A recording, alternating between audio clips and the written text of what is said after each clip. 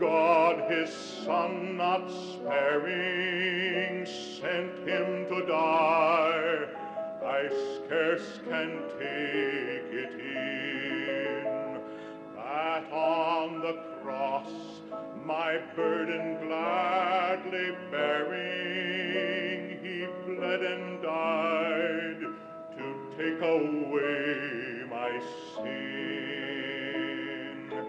Then sings my soul, my Savior God to thee. How great thou art, how great thou art. Then sings my soul, my Savior God to thee. How great thou art.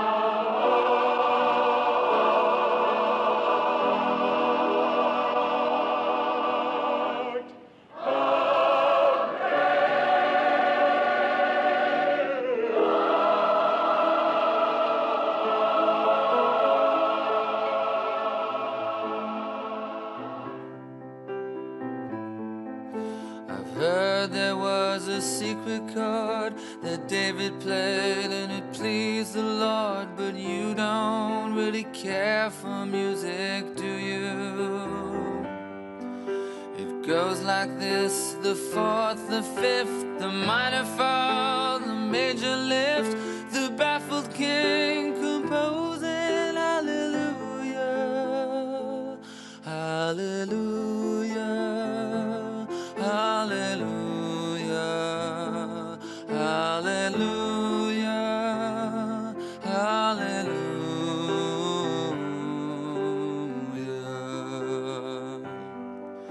Your faith was strong, but you needed proof. You saw her bathing on the roof, her beauty and the moonlight overthrew you. She tied you to a kitchen chair, she broke your throne, she cut your hair, and from your lips she drew the hallelujah, hallelujah, hallelujah, hallelujah, hallelujah.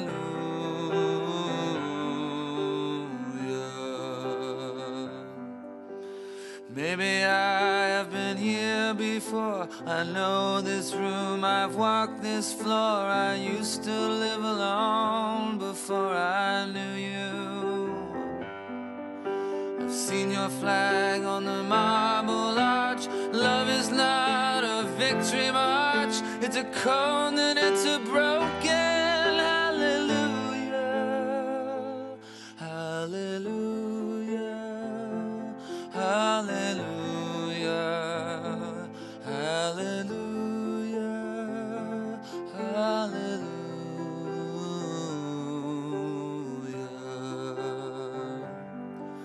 There was a time you let me know what's real and going on below, but now you never show it to me, do you?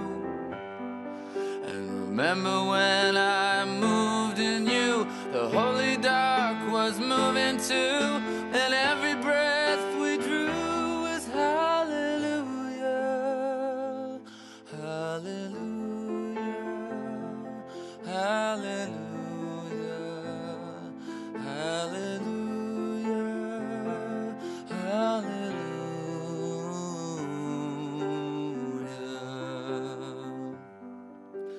Maybe there's a God above, and all I ever learned from love was how to shoot at someone who outdrew you. And it's not a cry you can hear at night, it's not somebody who's seen the light, it's a cold and it's a broken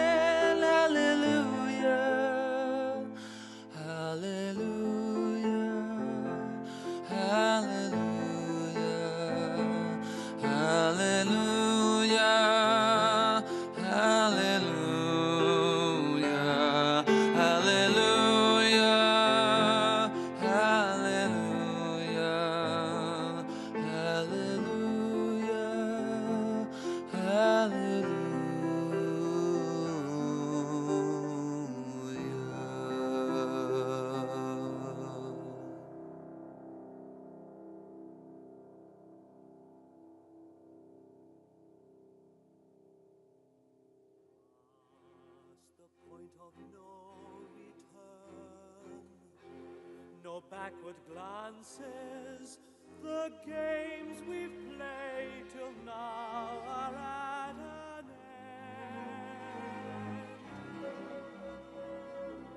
Past all thought of if or when, no use resisting, abandon thought and let the dream descend. What raging fire shall flood the soul? What rich desire unlocks its door? What sweet seduction lies before us? Past the point of no return, the final threshold. What warm unspoken secrets will we learn beyond the point of no return?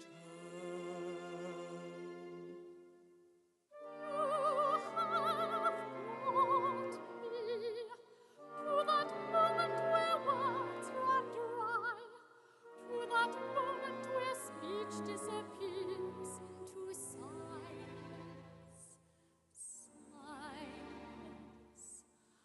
I have come here, hardly knowing the reason why. In my mind I've already imagined our bodies entwining, defenseless and silent, and now I am here with you. No second thoughts, I've decided.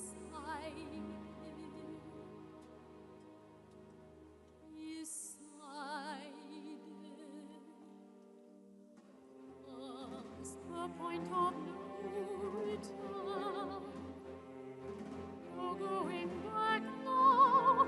Our passion play has now at last begun.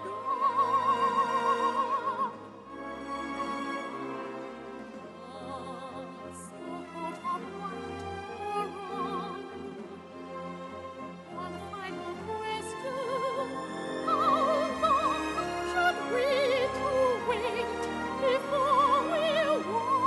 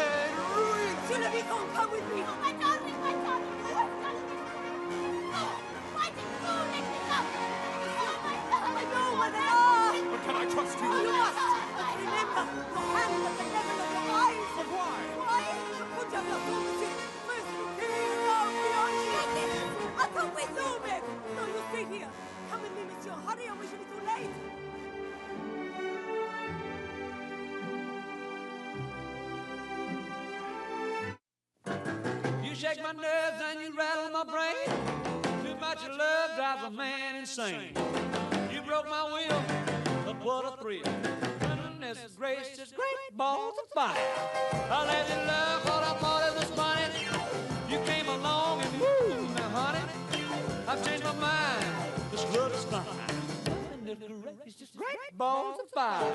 Kisses, baby. Feels good. Hold me, baby. Well, I want to love you like I love you should. You're fine, so kind. Got to tell this world that you're mine, mine, mine, mine. I chew my nails and I twiddle my thumb. I'm real nervous, but it sure is fun. Come on, baby. It drives me crazy. It's just great balls of fire.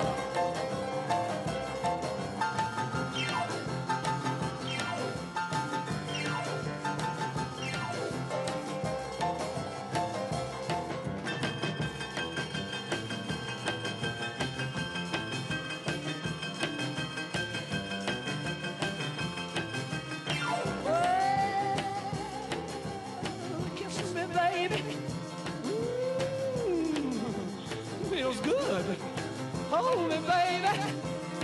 Well, I want to love you like I love you should. You're fine, so kind. Got to tell this world that you're mine, mine, mine, mine. Ain't you my nails and I twiddle my thumb. Real nervous, but it sure is fun. Come on, baby, drive me crazy. Goodness gracious, great balls of fire.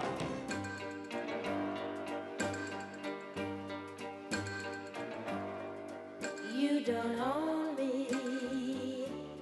I'm not just one of your many toys. You don't own me. Don't say I can't go with other boys. And don't tell me what to do. Don't tell me what to say. And please, when I go out with you, don't put me on display, 'cause you don't own me. Don't try to change me in any way. You don't own me. Don't tie me down, 'cause I'd never stay. I don't tell you what to say. I don't tell you what to do. So just let me be myself. That's all I ask of you. I'm young and I love to be young. I'm free and I love to be free. To live my life the way I want. To say and do whatever I please.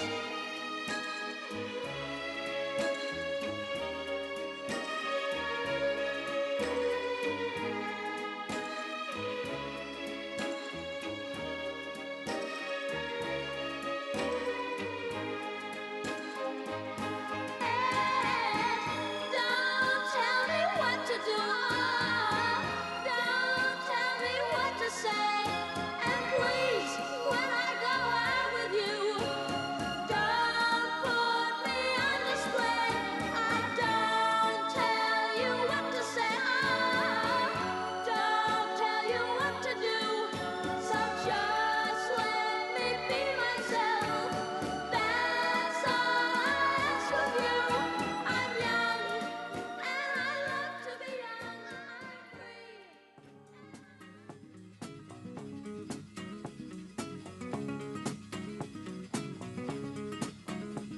Jolene, Jolene, Jolene, Jolene, I'm begging of you, please don't take my man. Jolene, Jolene, Jolene, Jolene, please don't take him just because you can. Your beauty is beyond compare, with flaming locks of auburn hair, with ivory skin and eyes of emerald green. Your smile is like a breath of spring, your voice is soft like summer rain, and I cannot compete with you Jolene. He talks about you in his sleep, and there's nothing I can do to keep from crying when he calls your name, Jolene. And I can easily understand how you could easily take my man, but you don't know what he means to me, Jolene. Jolene, Jolene, Jolene, Jolene, I'm begging of you, please don't take my man. Jolene, Jolene, Jolene, Jolene, please don't take him just because you can. You could have your choice of men, but I could never love again. He's the only one for me, Jolene. I had to have this talk with you. My happiness depends on you, and whatever you decide to do, Jolene. Jolene, Jolene, Jolene, Jolene, I'm begging of you, please don't take my man. Jolene, Jolene, Jolene, Jolene, please don't take him even though you can. Jolene, Jolene.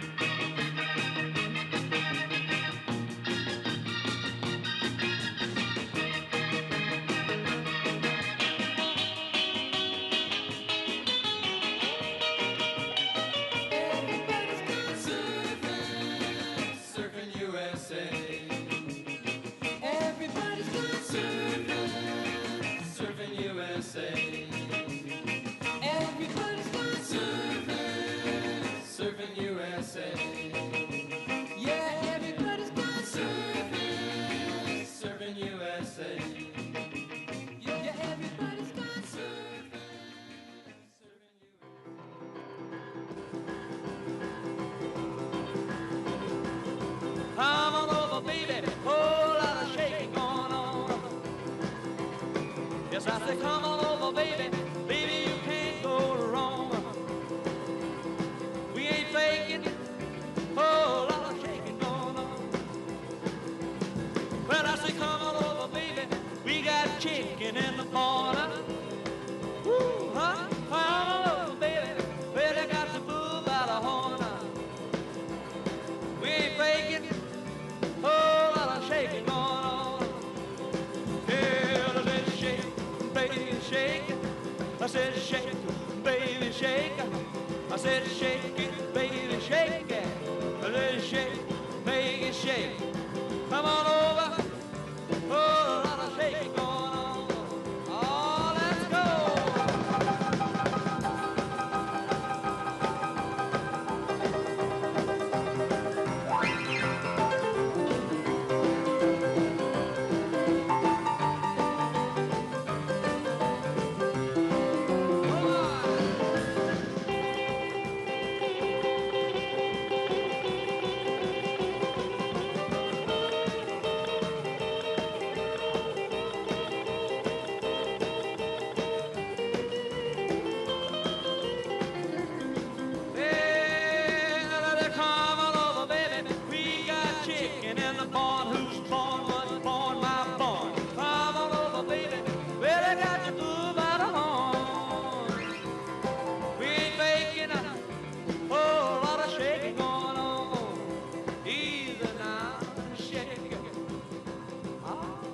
Shake it, baby. Yeah. You can shake it one time with me. In the house to come over, baby. Oh, a lot of shaking going on. Now let's get real low one time now. Shake, baby, shake.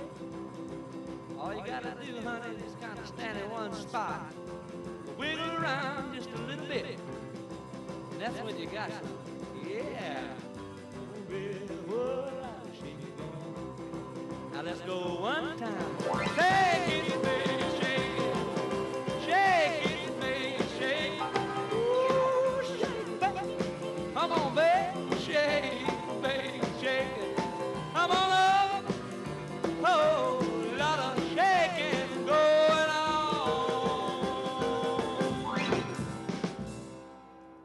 You were young and your heart was an open book. You used to say, live and let live. But if this ever-changing world in which we live in makes you give in and cry, say live and let die.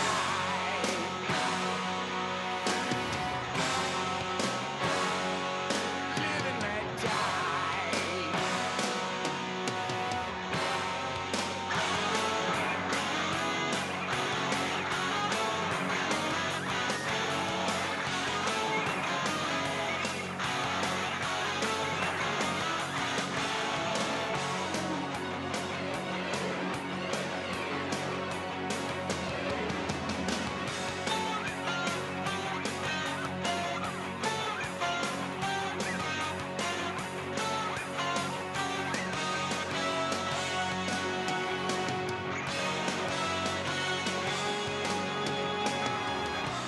What does it matter to you when you got a job to do? You got to do it well. You got to give the other fella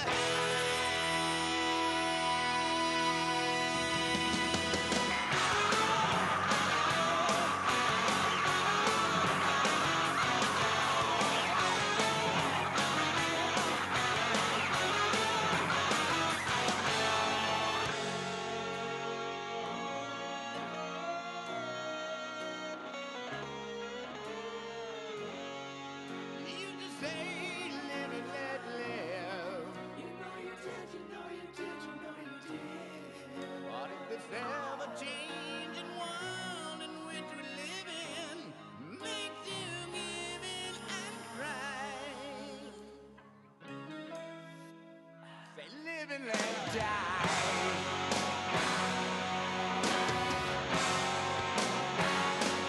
Live and let die.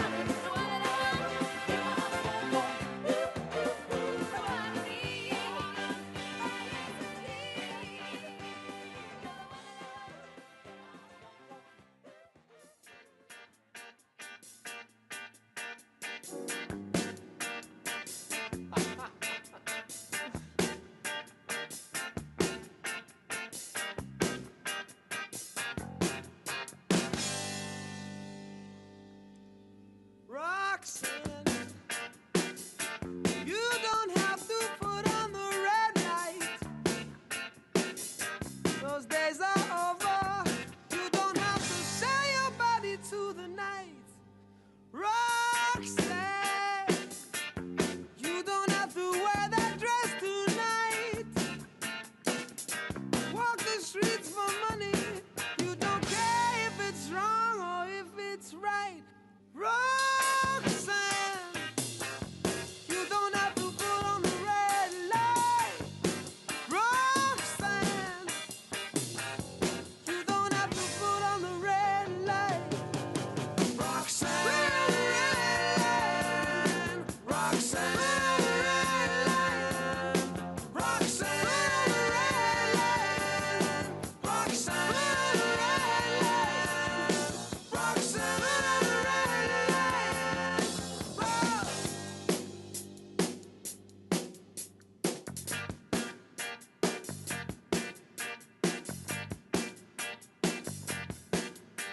I love you since I knew you. I wouldn't talk down to you. I have to tell you just how I feel. I will share you with another boy. I know my mind is made up, so put away your makeup. Told you once, I won't tell you again. It's a bad way. Roxanne, you don't have to put on the red light. Roxanne, you don't have to put on the red light.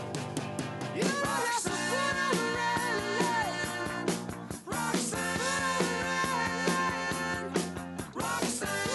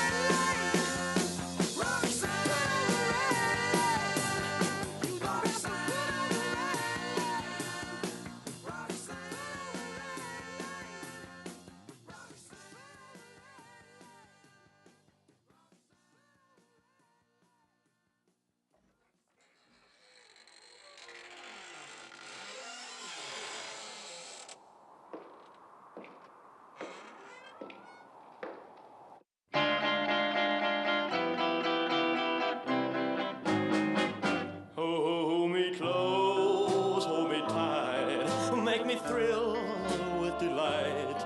Let me know where I stand from the start. I want you, I need you, I love you with all my heart. Every time that you're near, all my cares disappear. Darling, you're all that I'm living for. I want you, I need you, I love you more and more. I thought I could live without romance until you came to me. But now I know that I will go on loving you eternally. Won't you please be my own? Never leave me alone, 'cause I die every time we're apart. I want you, I need you. Ladies and gentlemen, please take your seats. The program is about to begin. Well, I thought I could live without romance until you came to me. But now I know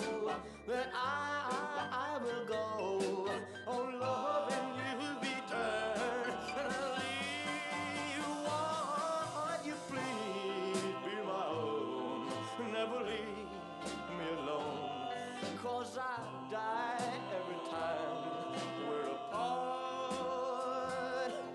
I want you, I need you, I love you with all my heart.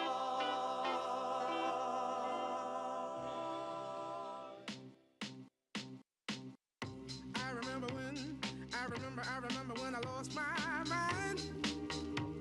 There was something so pleasant about that place. Even your emotions have an echo in so much space. And when you're out there without care, yeah, I was out of touch. But it wasn't because I didn't know enough. I just knew too much. Does that make me crazy? Does that make me crazy? Does that make me crazy? Possibly.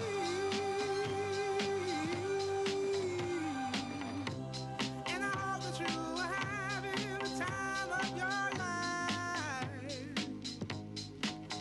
But think twice. That's my only advice. Come on now, who do you think you are? Bless your soul. You really think you're in control? Well, I think you're crazy. I think you're crazy. I think you're crazy. Just like me.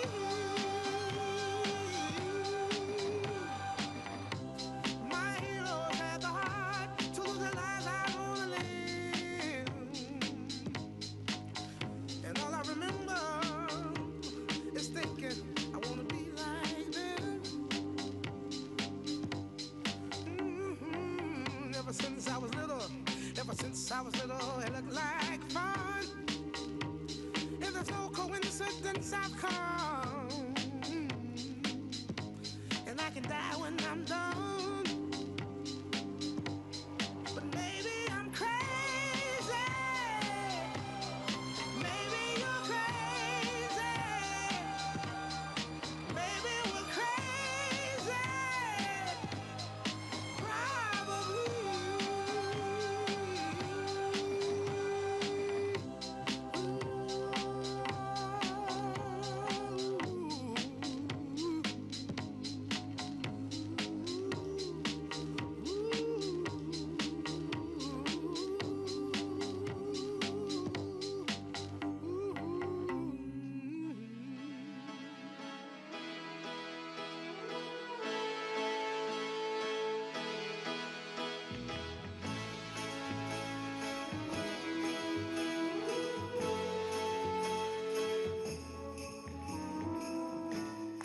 I may not always love you. Ladies and gentlemen, please welcome Attorney General Pamela Bondi.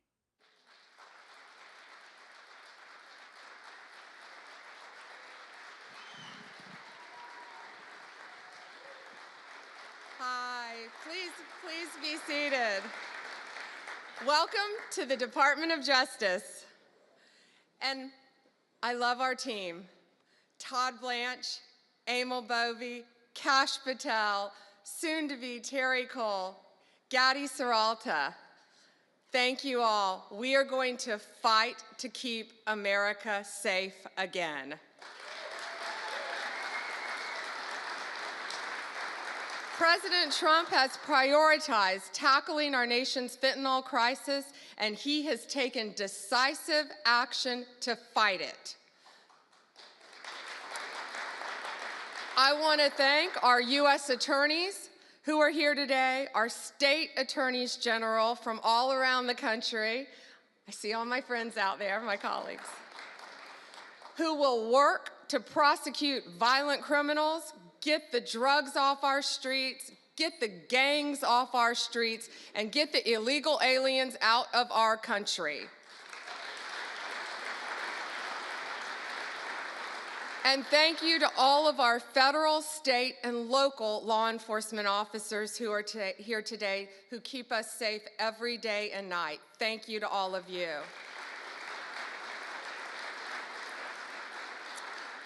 Today we have with us one of the most effective drug-seizing teams in the entire country. I said I wish I told them earlier, take them and put them in every major city in the country. Since January, they have saved millions of lives taking drugs and illegal weapons off the streets of Boston. And Todd, they asked us for more U.S. attorneys. I told them we're on it. Could you all please stand? This is Boston's DEA strike team. Thank you all.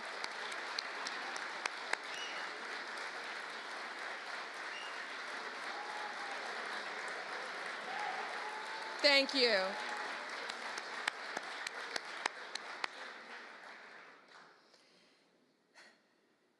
We also have two angel moms here today.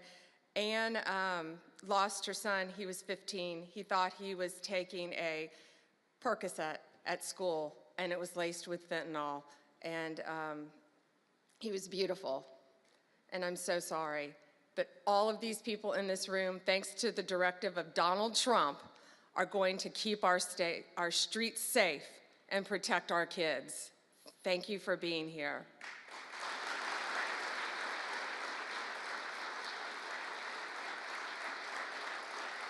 And Tammy's beautiful daughter, Kayla, was murdered violently by an illegal alien from El Salvador who should not have been in our country. And thanks to Donald Trump, they will all be deported very soon, thanks to his work, Homeland Security, and I say the unsung hero, Stephen Miller.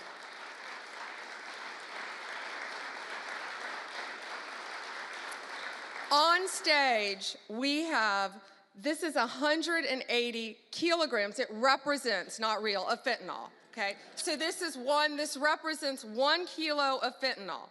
In its pure form, this 1 kilo can kill 500,000 people. The 180 there, in pure form, could kill 90 million people. That is the population of California, Texas, and Florida.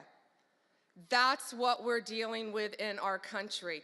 That's why angel moms go around the country. That's why Donald Trump has taken such a hard stance against cartels, securing our borders, getting these gangs and drugs out of our country. But look at that. That can kill 3 states in its pure form.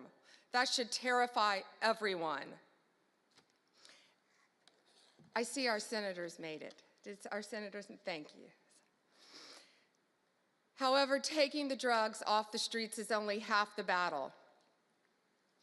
President Trump has secured our borders and will continue to fight the cartels throughout this country, deport them all, or lock them up for the rest of their lives, thanks to our prosecutors around this country where they belong. Under the last administration, cartels, criminals, they freely walked in and out of our country with impunity.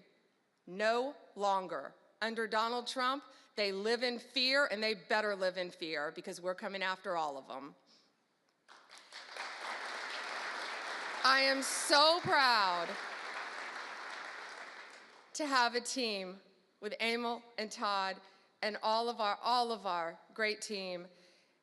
And we all work for the greatest president in the history of our country. We are so proud to work at the directive of Donald Trump. It is, he will never stop fighting for us, and we will never stop fighting for him and for our country. It is an honor to welcome to the Department of Justice the 45th and the 47th President of the United States, Donald Trump.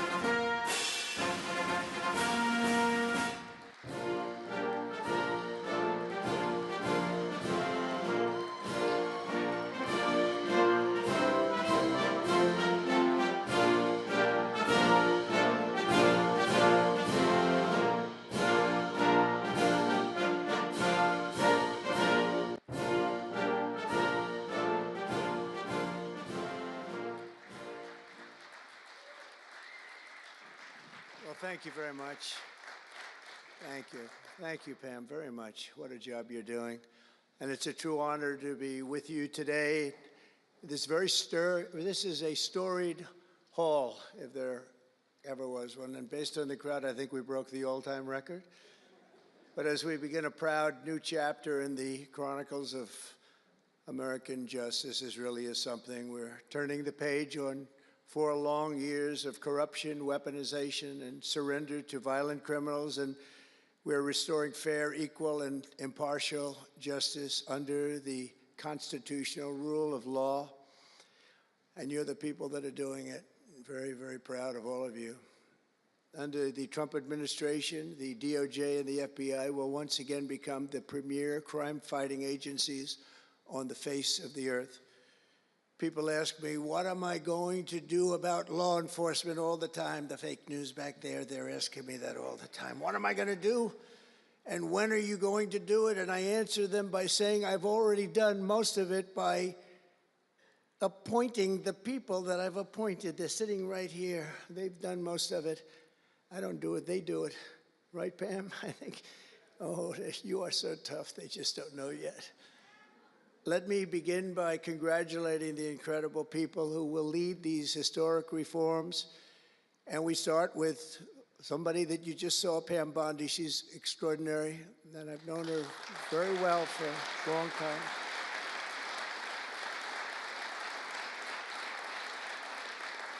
I watched her for a long time in Florida, for years in Florida, and highly experienced. She seems so young, but she's highly experienced, that I can tell you. She was a phenomenal attorney general in Florida, and she's going to do a really amazing job. Also, our new director of the FBI, Kash Patel. Kash, right. A man that I'm very proud of. I've known him and Emil for a long time under tremendous pressure. I saw these guys under some of the most corrupt judges it's not even imaginable how corrupt they were.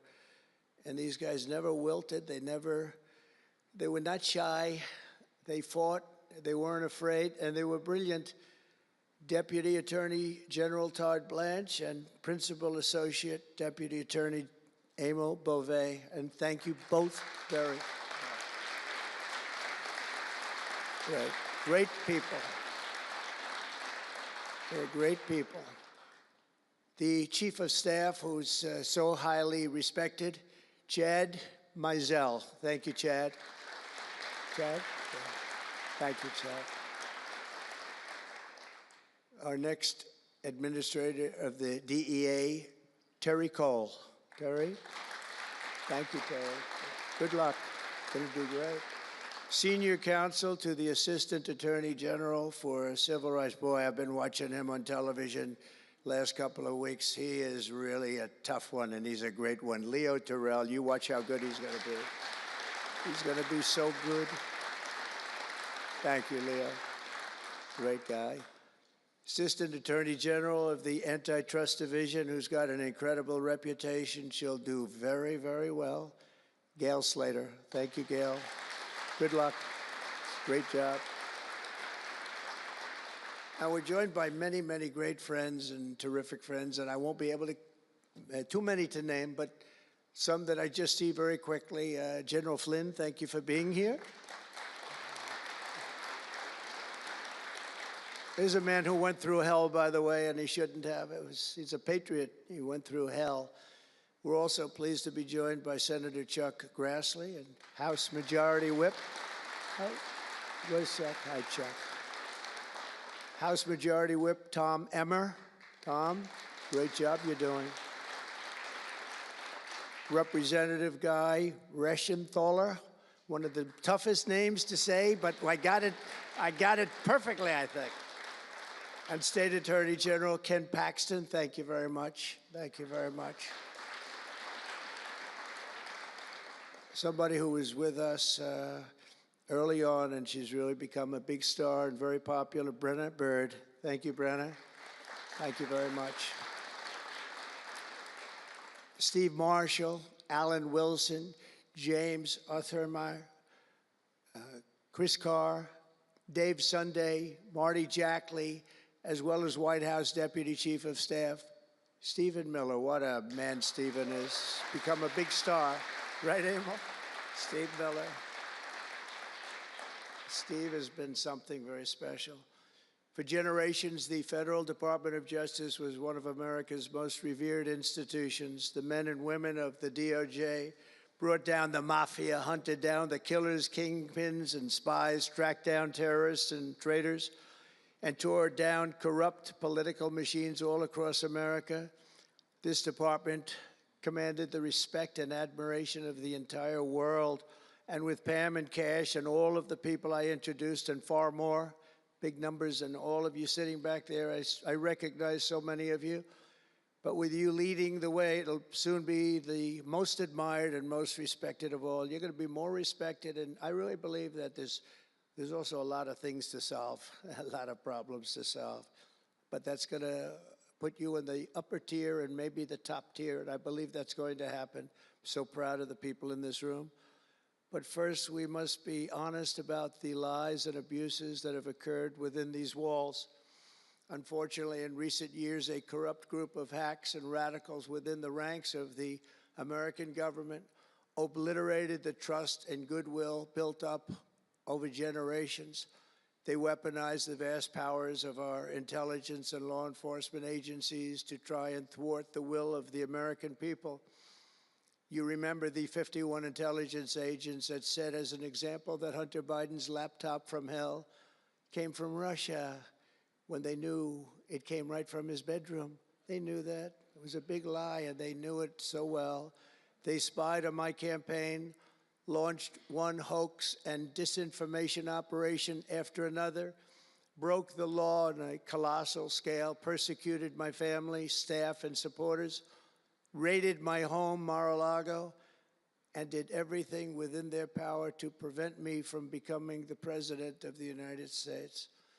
With the help of radicals like Mark Elias, Mark Pomerantz, and these are people that nobody's ever seen anything like it. So many others, but these are people that are bad people, really bad people. They tried to turn America into a corrupt, communist, and third world country. But in the end, the thugs failed and the truth won. Freedom won, justice won, democracy won, and above all, the American people won. There could be no more heinous betrayal of American values than to use the law to terrorize the innocent and reward the wicked. And that's what they were doing at a level that's never been seen before. And it's exactly what you saw with Joe Biden, Merrick Garland, and their cronies to do the building of the last 4 years. What they've ripped down is incalculable. But what you're going to build up is likewise something that will be breaking all sorts of records.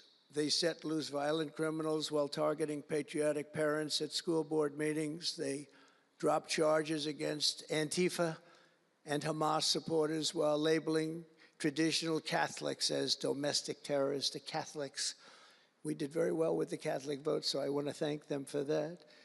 They really did, record numbers. I would say, what's with the Catholics? They're really after the Catholics, so I don't know. They were after a lot of people. Maybe they didn't even know why. They imported illegal alien murderers, drug dealers, and child predators from all over the world to come into our country while putting elderly Christians and pro-life activists on trial for singing hymns and for saying prayers. They went to jail for that. Our predecessors turned this Department of Justice into the Department of Injustice. But I stand before you today to declare that those days are over, and they are never going to come back. They're never coming back.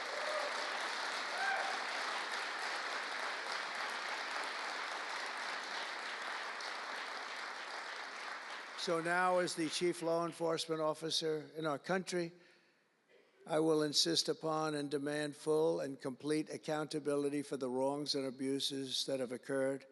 The American people have given us a mandate like few people thought possible. We won every single swing state. We won the popular vote by millions and millions of people. We won districts 2,750. Think of that, 2,750 districts compared to 505. So we want it at levels that have, I don't believe, ever seen before. That's the one where you see the map of the United States and it's all red. Red for Republican, not for communist. Red for Republican. They would like it to turn red for communist, but it didn't work out that way. The American people have given us a mandate and really a just a far-reaching investigation is what they are demanding into the corruption of our system. And that's exactly, I'm sure, what Pam and Cash and everyone else mentioned here and not mentioned is going to be doing. We will expel the rogue actors and corrupt forces from our government. We will expose and very much expose their egregious crimes and severe misconduct, of which was levels you've never seen anything like it. It's going to be legendary. It's going to also be legendary for the people that are able to seek it out and bring justice. We will restore the scales of justice in America, and we will ensure that such abuses never happen again in our country. And that's why on day one I signed an executive order banning all government censorship and directing the removal of every bureaucrat who conspired to attack free speech and many other things and values in America. My administration stripped the security clearances of the disgraced intelligence agents who lied about Hunter Biden's laptop from hell. We revoked the clearances of deranged Jack Smith, Alvin Bragg, Letitia James, and the crooked law firms that aided their partisan persecutions. And I went through it. These are state and city courts, and the corruption is unbelievable. We also terminated the clearances of the Biden crime family and Joe Biden himself. He didn't deserve it. In fact, he was essentially found guilty, but they said he was incompetent, and therefore let's not find him guilty, I guess. Nobody knows what that ruling was, but I didn't want any part of it. I think I would have rather been found guilty than what they found with him. They said he didn't know what the hell he was doing, and therefore he's let him go. I said, you know, I'd rather be convicted, Pam, I think, than that. That was not good. I said, please convict me, don't say that. I pardoned hundreds of political prisoners who had been grossly mistreated. We removed the senior FBI officials who misdirected resources to send SWAT teams after grandmothers and J6 hostages. And it was a great honor for me to fire, I will tell you this, a great honor to fire James Comey. A great, great honor. That was nothing, there was no better day. A lot of people said, oh, that's too bad you did that. And they said, that's going to be, and you know what? A year later, they said, that actually saved the administration, because the level of corrupt things that we learned after that turned out to be that they were doing, in fact, really bad things. He was a terrible person, did terrible things, and persecuted people, and all in the guise of being an angel, but he wasn't an angel. We created a brand new DOJ task force and anti-Christian bias, and under Director Patel, we're getting the FBI agents out of the headquarters in Washington, D.C., and back on the streets in pursuit of dangerous criminals where they belong and where they want to be.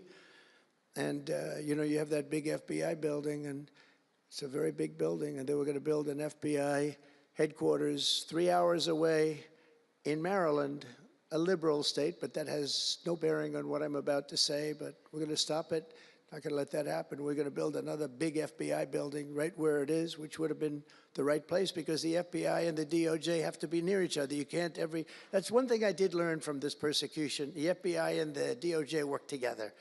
Now, in my case, they work together for bad purposes, but they do. They were always together. So how can you have one that's 3 hours away? But one thing I said to Cash, well, we're going to get a great building built. It's going to be a magnificent building. He said, sir, we don't need that kind of room. I said, what do you mean? He said, I'm just going to take a old Department of Commerce building that's about 25% the size, and that's what I need. We're going to have the best staff that you've ever seen, and that's what I need. It's in a nice location, but I don't need that big building.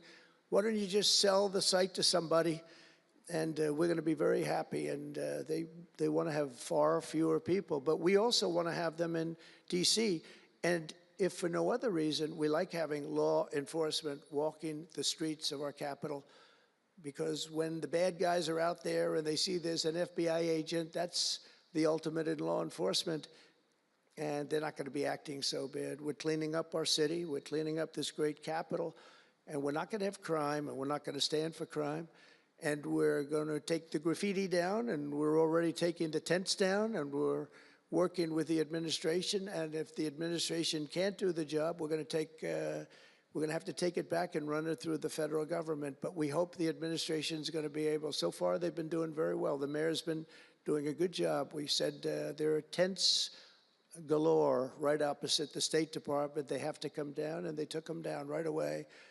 And so far, so good. But we want to have a capital that can be the talk of the world. When Prime Minister Modi of India, when the President of France, and all of these people, the head of Prime Minister of United Kingdom, they all came to see me over the last week and a half. And when they come in, I had the route run. I didn't want to have them see tents. I didn't want to have them see graffiti. I didn't want to have them see broken barriers and potholes in the roads, and we had it looking beautiful.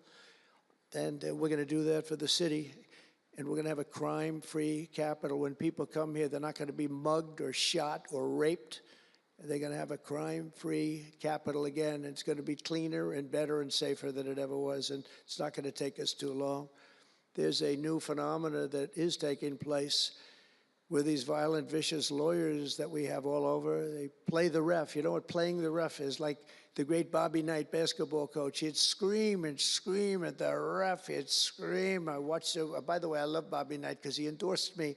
And having Bobby Knight's endorsement in Indiana was an extremely good thing. A friend of mine said I was running in Indiana at the time. This was early on, 2016.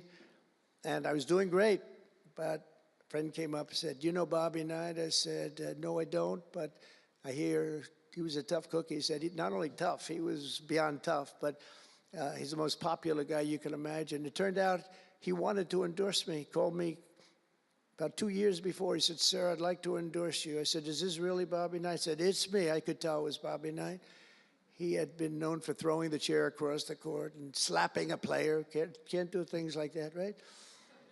And the man that came in fired him. He was a new administrator for the college. That guy didn't last very long. They were like 14-0, and they fired Coach Knight. That was not good, but he had a little chip in his shoulder. But he loved Trump, and he came in, and he said, "I'd love to endorse you." He said, "If you ever run, please call me." So he said, "You know Bobby Knight?" I said, "Well, I don't know him," but he called me a couple of years ago. It was an amazing phenomenon. I took his number, and on each side of my desk in New York, I had stacks of paper, like nice and neat, but about 2 feet high each. And I said, I wrote his number down and I put it here 2 years ago. And I said, let me see if I can find it. It was almost like a miracle. I had other miracles that happened too. My ear is still throbbing. That was a miracle. That was a miracle also, wasn't it? That was a miracle also. Thank you. Thank you, Leo. Thank you. Thank you, my man. That was a miracle. Anyway, okay, that's it. That's very nice, thank you. But, so he said, Bobby Knight. So I said, I put his name down and I wrote it down. It's in one of these stacks. I lifted up. There would have to be 2,000 to 3,000 pages in each stack. I lifted it up, the first one, had no idea. And there was his name on a little card, Bobby Knight with his number. It was like incredible. I tell that story all the time. And I called him and dialed the number. He said, "I've been waiting for you to call." And he went out and he made a speech for me in a packed arena in Indiana, and it was over. It was over. He was a tough guy. He actually went a little far, if you remember. He made a great speech because he was actually a motivational type guy, to put it mildly. But he left the stage, and then I'm talking, and he walks back onto the stage. I said, uh-oh, this is trouble. Why is he coming back? He was a big guy, too. Why is he coming back? He said, "May I say a few more words?" I said, "Yeah, go ahead, Bobby, say a few more words." A little different. And he said, "And let me tell you something about this guy, Trump. This guy, if he has to, will use the nuclear weapons that we have. He will use he has no fear. He's going to use, and that's the kind of guy. And he walked off the stage. I said, I think I'm in big trouble, Pam. That was not good, but it worked out okay. In the meantime, we won the state in a landslide, and it was great, and it was just an amazing period of time. But this is the most amazing period of time. I think this is more amazing. What's taken place is more amazing. I think it's more consequential, and if we do the job, you know, one of the big media outlets said what we did was the most consequential election in the last 129 years. Well, if we do the job that we're all capable of doing, I think it's going to prove to be that and then some, and that's what we want to do. We have a real big shot at making this country so great, so great. What happened to our country was so sad. What they've done in 4 years to our country with the borders, with Afghanistan, the most embarrassing period of time, allowing the Russian situation, was never going to happen, with Ukraine. Allowing October 7th to happen would have never happened, because under me, Iran was totally broke. They had no money. They weren't giving any money to Hamas or Hezbollah. It was totally broke. But allowing inflation, look at what inflation's done to people, been so devastating. And now you see that, by the way, price of eggs is down 35% in the last week and a half. We're doing a good job. Brooke is doing a good job. Brooke Rollins and everybody. And inflation's down, interest rates are down, gasoline has come down to a level that we haven't seen in a long time. All things that we wanted to do, because then everything else is going to be coming down. We want it to come down. We want bacon to come down, and groceries, a term I used to use. It's sort of an old-fashioned term, but I used to use it on the campaign trail, those last 90 perfect, beautiful days. We just hit it. And I want to thank Susie. You have done a great job, Susie Wiles. Great job, Susie. A big magazine just named her the most powerful woman in the world, and that's okay with me. She is the most powerful woman. You think about it, John, right? The most powerful woman in the world, but she's great.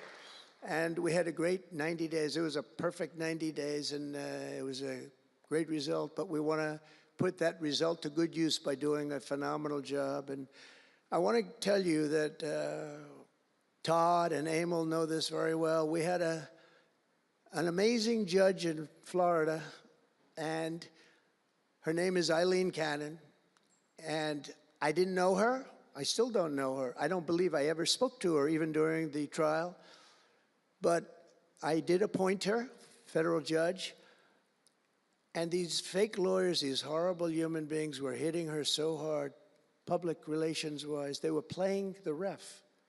I don't think it's legal. I don't think it's legal. They might as well go out and just shout it in a courthouse. They were saying she was slow, she wasn't smart, she was totally biased, she loved Trump. I didn't know her, other than I saw her the couple of days that I was in court, and I thought her decorum was amazing. Anything bad they could say, though, they were saying about her, it was whatever they could say bad about a human being, all made up, because actually she was brilliant. She moved quickly.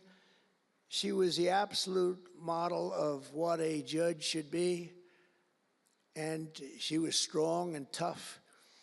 And how do you get them to stop if you're a judge? How do you get them to stop with the playing the ref? Bobby Knight would play the ref. That's why I brought up the Bobby Knight story. He would play the ref. He'd scream at the ref. He'd scream so hard. Oh, boy, it was terrible, actually. And the people would come up, his assistant coaches would come up to play. Coach, don't do that. Don't do it. He said he's not going to change his tune, Coach. He called it. He's not changing. I don't care. And he's screaming. That's when he threw the chair. He starts going crazy. And he said, no, he's not going to change this time, but he's going to change for the next play. And sure as hell he did. You know, Bobby, by the way, had the last undefeated team in basketball.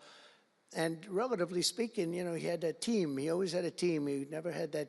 Well, he had a couple of great players, obviously, some top NBA players, but very few relatively. He had a team, but he won the national championship 3 times. But he had the last undefeated team in basketball. And he would play the ref, and he would scream at him. He knew exactly what he was doing. They're doing the same thing. They said, no, he's not going to change now, but he's going to change for the next one. That's what he wanted to do. He wanted to scare the hell. They wanted to scare the hell out of the judges, and they do it. And how do you stop it if you're a judge? Because you want to go home, you have a family, you have children, and the New York Times will write whatever these people say, and the Washington Post, and the Wall Street Journal, and MSDNC, and the fake news CNN, and ABC, and CBS, and NBC, and they'll write whatever they say. And what do you do to get rid of it? You convict Trump. All you have to do is be really tough on him and ultimately convict him, and they leave you alone. It's totally illegal what they do. I just hope you can all watch for it, but it's totally illegal. And it was so unfair what they were doing to her. But they do it all the time with judges. But in her case, she was very courageous, and it only made her angry. Wouldn't you say? It just made her angry. She didn't like it. A lot of them say, oh, please don't say that about me. My family, what's my husband going to say? What's my wife going to say, or my kids? Please don't say that. And it had absolutely no impact on her. And the case against me, which was a case, I will not use a bad word. I promised my wife I would never use a bad word, so just a little bad. The case against me was bullshit. And she correctly dismissed it. She correctly, look at Emil, he's looking, he said, that's interesting. But these two guys were warriors. You got a warrior here. You got two warriors, I can tell you that. You got a whole bunch of them. But, and they wouldn't quit. They wouldn't take no for an answer. They just wouldn't quit. These two people right up here, and some others that are involved with it indirectly. And what the lawyers do is they're doing it to the Supreme Court justices, hoping that they'll be overcome by the horrible things they say about them. They say things about Supreme Court justices and judges that are just horrible. They're playing the ref. Remember the way they treated Justice Thomas and Justice Alito and Justice Kavanaugh, Justice Gorsuch. Chief Justice Roberts get treated unbelievably badly, and they're hoping that they can sway them to go along because, again, what do? They're humans. You know, like it would be wonderful if everybody was just a perfect computer machine, but they're not. They're humans, and they don't want to be accused of many, many things, including gross incompetence. They don't like it, and they don't want it. There's not much they can do about it. You know, they're in a position they can't really fight back really very well. And so what they do is sometimes they get weak. I would say a majority, maybe, of the times. That's why I'm so impressed with Judge Cannon in Florida, how strong she was, how she held up. It actually made her more resolute than anything I've seen. I mean, it was amazing because they were hitting her so hard. It was so sad to watch this. But it's sad what they do to other judges. It's very sad what they do to the Supreme Court. And a lot of the judges that I had, if you look at them, they take tremendous abuse in the New York Times and the Washington Post, all of the different networks. They take such abuse. And honestly, very simply, they're afraid of bad publicity. They don't want bad publicity. And it's truly interference, in my opinion, and it should be illegal, and it probably is illegal in some form. There's no difference than speaking to a judge or shouting to a judge or doing whatever you have to do in a courthouse. They're doing it behind the back. They're usually doing it anonymously. They're saying anonymously, off the record, the judge is no good, but everybody knows where it's coming from. And it's totally coordinated. It's a campaign, and it's by the same scum that you have been dealing with for years, like guys like Andrew Weissman, deranged Jack Smith. There's a guy named Norm Eisen. I don't even know what he looks like. His name is Norm Eisen of Crew. He's been after me for 9 years. Now, Crew is a charitable organization. And the reason I'm saying this, Todd, is I'm only going to get one chance to say this. But these are bad people. I don't know who he is. I don't know what he looks like. But everything I read is Norm Eisen of Crew. And Crew is a charitable organization. And that's a political thing. His sole life is to get Donald Trump. And he's been vicious and violent. and he's trying, and he probably had pretty good success over the years. But with me, how did he do? I think I'm president. Am I here because I'm president? But we had to take all of that abuse. Even during the trials, we had to take tremendous abuse. Like, you know, these wonderful guys, they're not legitimate people. They're horrible people. They're scum. And you have to know that. And you're going to have these cases where you can't allow yourselves to be deflected. You just can't let it happen. You have such a higher calling. And I believe that CNN and MSDNC, who literally write 97.6% bad about me, are political arms of the Democrat Party. And in my opinion, they're really corrupt and they're illegal. What they do is illegal. It makes no difference how big a victory I had. I can have the biggest victory in history. It makes no difference what kind of a failure the other side has. These people are going to go after me. And I said it during the other night, during the big speech on Tuesday night. I said about Democrats, and I don't like that.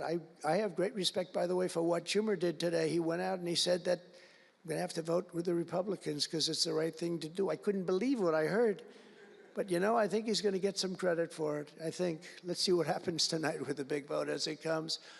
But these networks and these newspapers are really no different than a highly paid political operative.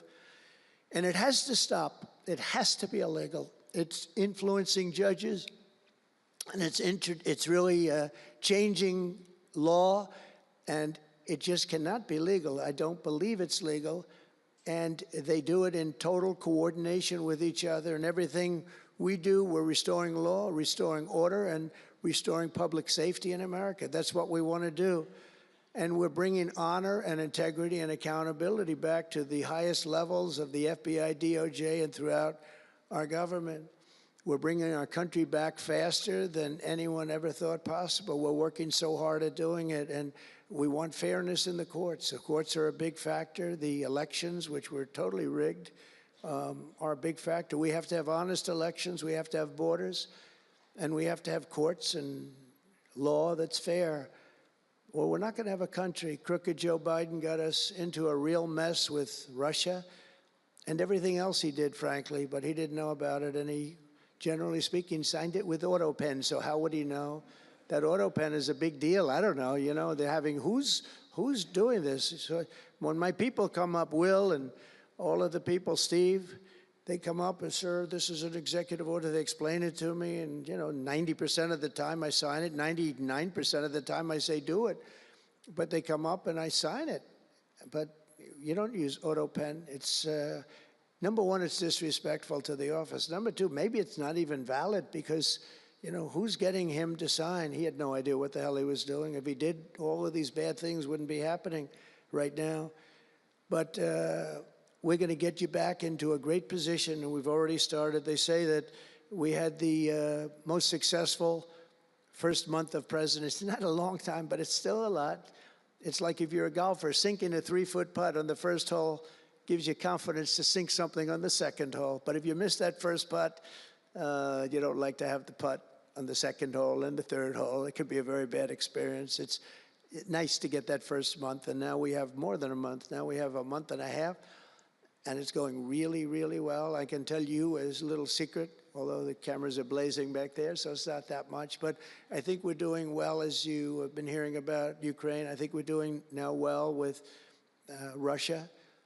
We're speaking with President Putin. We want to get the war over. Not only have we spent maybe $350 billion to Europe's, think of that, $350 billion to $100 billion, and yet we're across the ocean far away, so it shouldn't have been that way, but Biden let that happen too.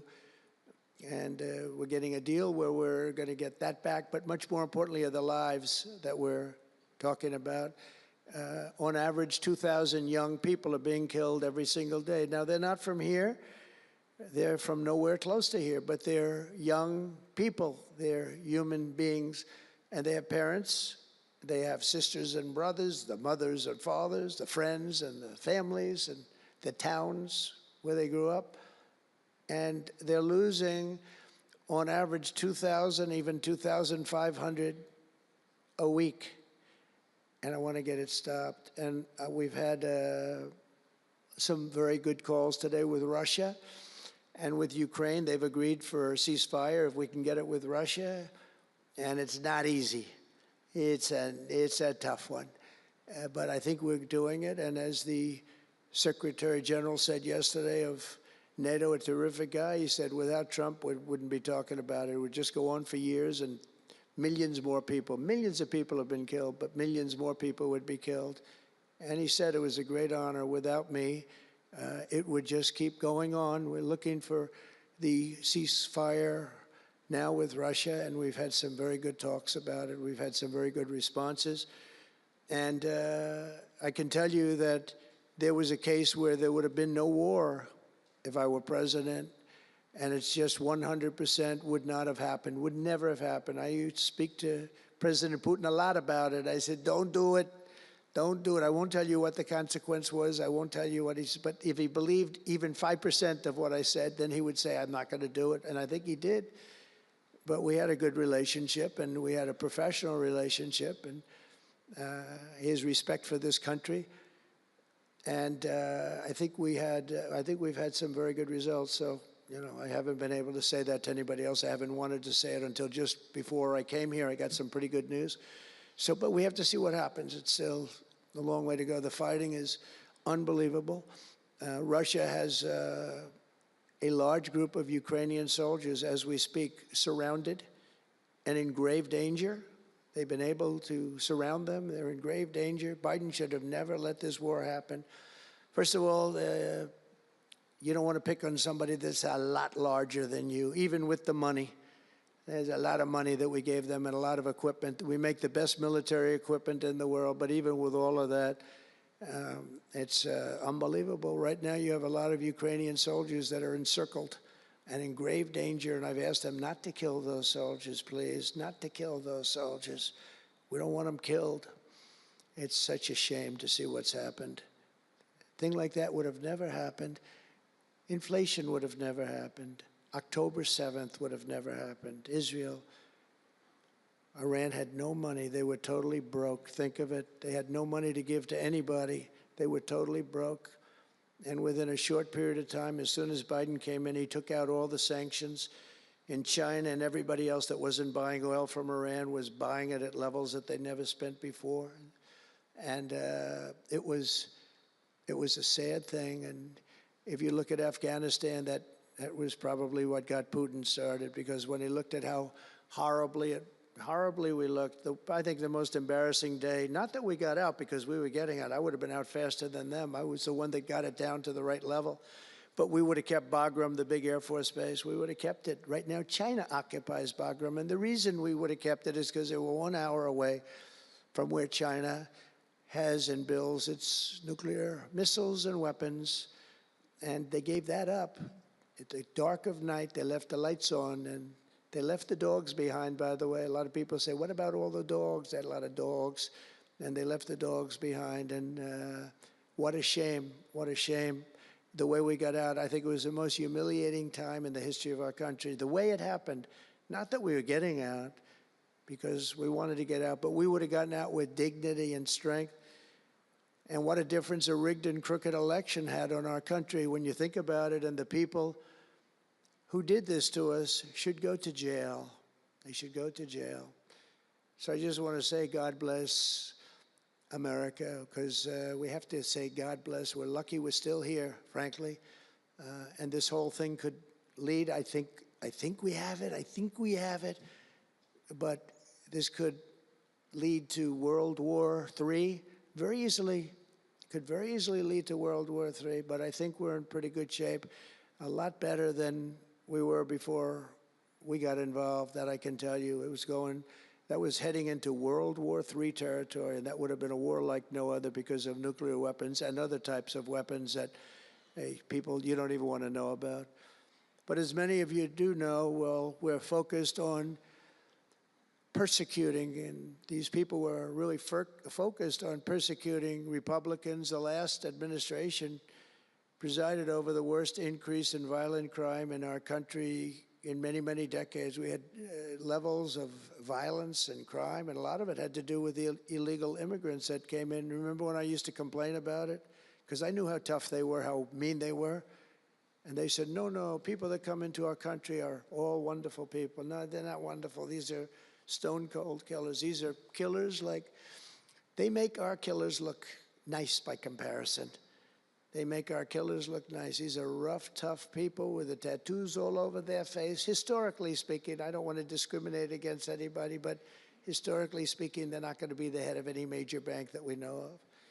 These are rough people. These are rough, rough killer people, and they allowed them in by the millions. In major cities like New York, Chicago, and Washington, mothers can't walk their children to the park without fear of being shot or killed or raped or anything. Women can't ride the subway without worrying that a hoodlum will shove them onto the train tracks. In New York, it's happened twice in the last couple of weeks. They're standing there, a perfect Wall Street gentleman in one case, and another person who was a worker, good worker, electrician, gets pushed into a train going 45 miles an hour just prior to the train, not stopping, going to go through that. So I know the stations very well. I used to take the subway. I used to feel safe. When I was young, I'd go to my parents would drop me off at the subway. I'd take the subway to my school. Can you believe it? Today, they wouldn't be doing that.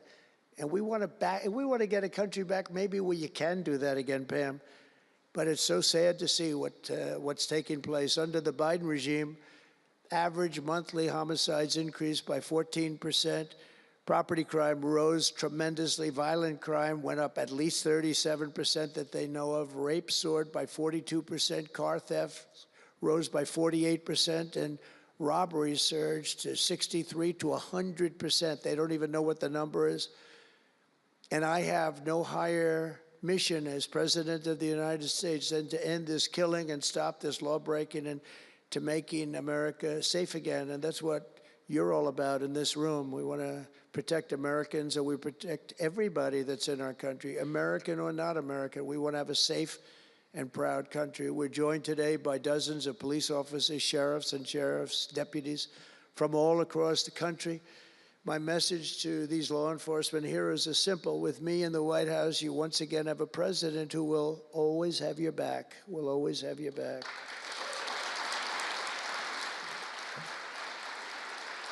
Thank you, fellas.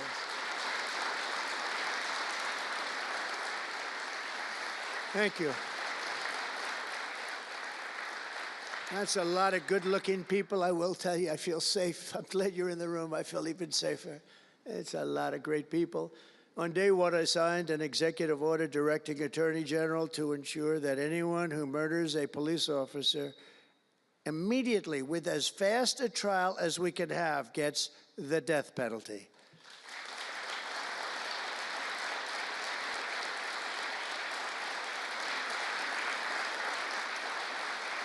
And last month, I fired all the radical left pro-crime U.S. attorneys appointed by Joe Biden. There were so many that were bad. And I know there were some that were probably very good, but there were so many that were so bad and so evil, so corrupt.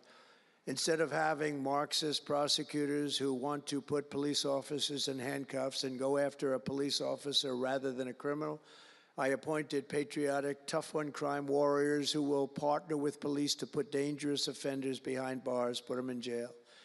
We're fully reviving 1033 program to provide state and local law enforcement with surplus military equipment that we have so much of it. I did it in my last administration, and I remember Obama wouldn't do it. He wouldn't do it before me, would not do it, because he thought it made them look too strong, too military. I said, no, that's what I want them to look like. I want them to look strong. And it was protective, defensive equipment. We had billions of dollars. I gave it out, and now I'm going to have a chance to give it out again. They didn't want to do it with Biden, and Biden didn't know why. If they would have asked him, he wouldn't have been able to answer the question. He could never answer a question. They said my press conference yesterday was longer than all of Biden's press conferences put together for the last 4 years. And I don't know if that's true, but it was close. And perhaps most importantly, we're securing our border and repelling the invasion of America. We have, you see the numbers have come down, and Tom Homan and Christie were have been incredible. Christy Nome, secretary, she's done great. And Tom Homan is, I don't know if Tom Homan's here, but wherever he may be, I think he's chasing people out of our country. If he was here, I'd almost be disappointed. What are you doing, Tom? But he's a fantastic guy, and he's a brave guy. Over the past 4 years, other countries emptied out their prisons and jails, mental institutions, and insane asylums, and sent the killers, drug smugglers, and bloodthirsty inmates from the filthiest dungeons of the world straight into the USA. And open border. We had an open border policy. Anybody could come in, no matter what you were, no matter where you came from, no matter what you looked like, no matter what you were doing, no matter what you did, no matter how many people you murdered, you could come right into our country. We have murderers right now walking the streets. We're joined today by Tammy Nobles, whose 20-year-old daughter, Kayla, was attacked in her home 3 years ago, horrifically assaulted and strangled to death by an illegal alien MS-13 monster set loose into our country under the open border Biden regime. Kayla was one of countless American victims ripped away from their families by the open border policies of that administration. And we're also joined by Kayla's stepfather, Jeremiah, and several other courageous angel families here today. And I'd love you to all just stand up and take a bow, because you are incredible people. Please. Thank you.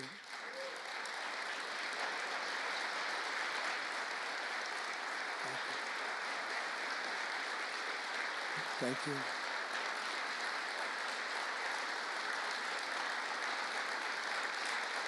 Thank you very much. Thank you. But I want you to know that we are working every day to expel these savages from our country and ensure that what happened to your loved ones will never happen again. So their legacy is going to be a great one. Thank you all very much. We appreciate it. On day one of my administration, I declared a national emergency on our southern border. In our first full month in office, we achieved the lowest level of illegal border crossings ever recorded, okay? Even lower than 4 years ago. For years, Democrats and the media kept saying that we needed new legislation. We had to have new legislation. We needed it immediately, and I never had legislation, and I had the best border in the history of our country for almost 4 years. And by the time I got out, we had the lowest numbers ever. My favorite chart of all time was brought down that day. And on that chart said we had the lowest numbers ever. But it turned out that we really didn't need new legislation. All you needed was a new president.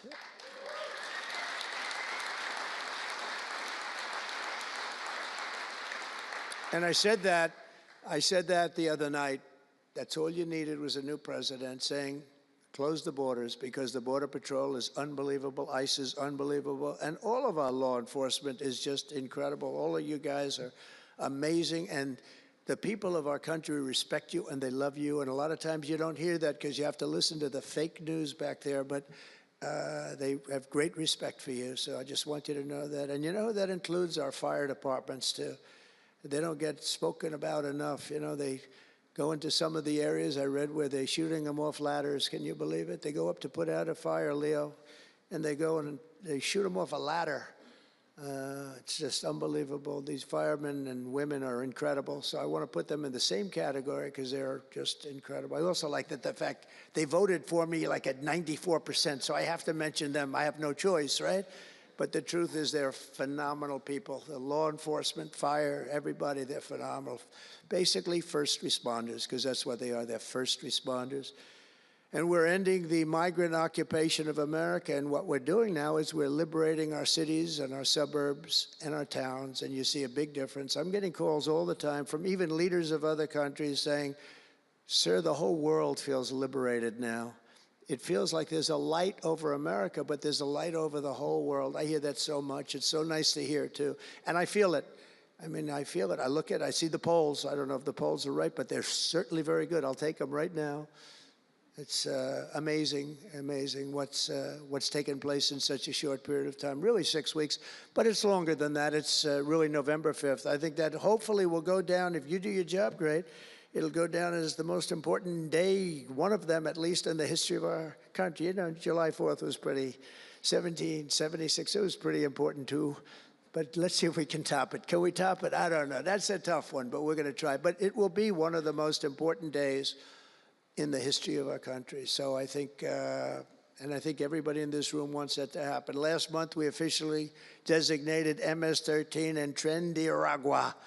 That's the Venezuelan gang, the toughest gang, they say, in the world, and the Mexican drug cartels as foreign terrorist organizations. That's a big deal. Nobody wanted to do that in the past.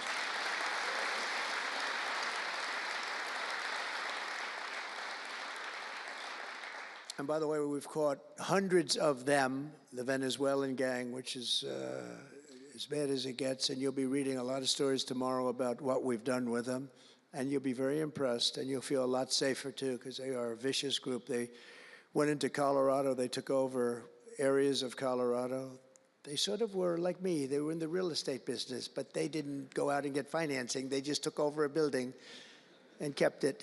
And they said to the tenants, get the hell out of here. One man called the police, and they cut off his fingers. And they say, you call again, your other fingers, and you call a third time, and you're dead. These are tough people and bad people, and we're getting them out of our country. And some are so bad, we don't want to get them out. We have to put them in jail because we don't want to even take a chance that they can come back.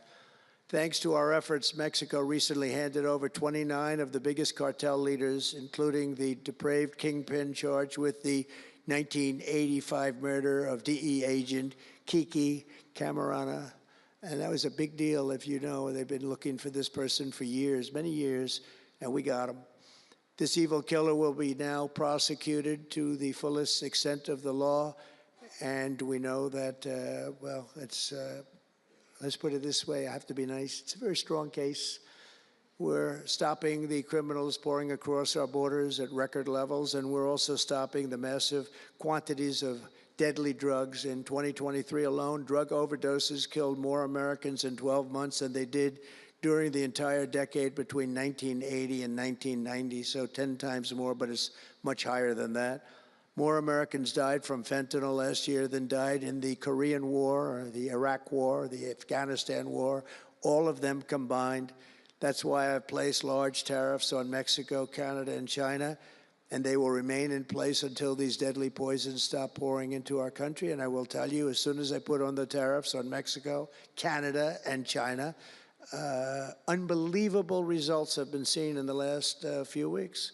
Unbelievable results. They weren't happy about it. You probably read they weren't happy, but they are working like hell to end it. They weren't working very hard before I did that. With us today is a brave mother and advocate, Ann Fundner, who lost her beautiful 15-year-old son, Weston, to fentanyl. And Ann, if you would, I'd like to ask you to come up and say a few words, please. Thank you.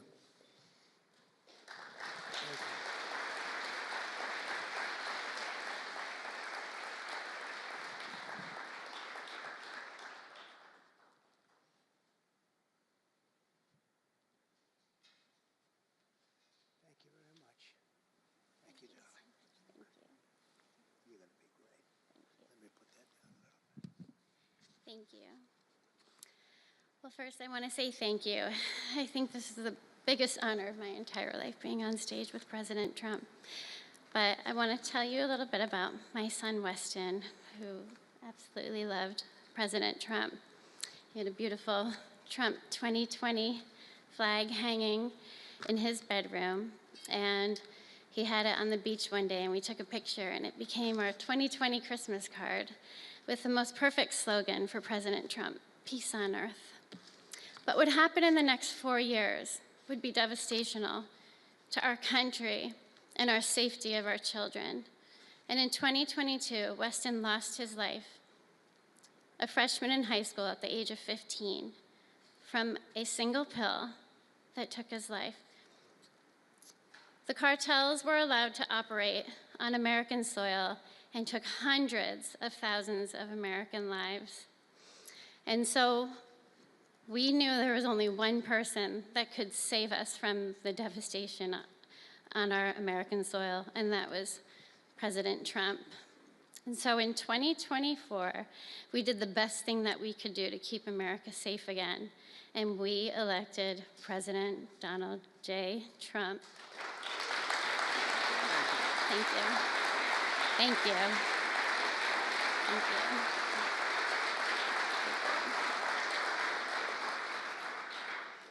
Thank you. And he's done everything that he has promised. We have a 98% decrease in border crossings. And he has labeled the terrorist cartels terrorist organizations. And he has instilled tariffs because there is no price on human life. And so I feel like I can speak for the entire fentanyl fighting community when I say thank you to President Trump, and thank you to Pam Bondi and everyone out here who is fighting this fight. God bless you. God bless you, President Trump. And God bless America. Thank you.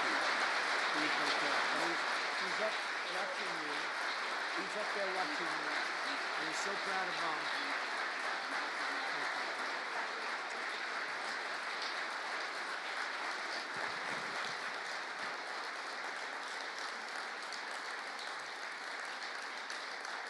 Thank you, Ann, very much. Weston is, I just said to Ann, Weston is up in heaven watching his mom, and he's so proud of you. He's so proud of you. Thank you. We're also joined today by a number of other American families who have lost loved ones to fentanyl, and I'd love you to just stand up for a second, and we want to acknowledge you, and also your daughters, your sons. They're looking down on you, and they're loving you like crazy. So thank you very much. Thank you. Thank you. Thank you. This department will not rest until we have ended the fentanyl epidemic in America once and for all. In less than 2 months since I took office, the DEA and FBI have seized nearly 1 million deadly doses of fentanyl, and that's just the beginning. At my direction and working with Pam and everybody else, we've launched an all-out war on fentanyl traffickers, and it's a war that we're going to win. We're going to win this war. I spoke with the president of Mexico, very nice woman, very fine woman, and I said, let me ask you, you're sending a lot of drugs into our country. We're not liking it at all. Can't do that. But I said, is Mexico, does it have much of a drug? She said, no, we're not a consuming nation. I thought it was an interesting term. And I said, why? And which I've heard also, by the way, they're not a consuming nation. They distribute, but they don't consume. But I said, why are you not a consumer? Well, we're very close with family. I said, so we're very close with family, too. I mean, our families are being devastated, and we're just as close. Why else? She said, well, we spend a lot of money on advertising saying how bad drugs are. They're very rough ads. They show the skin falling off and the teeth falling out and going blind and losing hair and everything that these things do. That you look like you just came out of a horrible concentration camp. And she said it was, they're rough ads. And it's not often that I feel I've learned something from a phone call, because I've had a lot of phone calls over my life.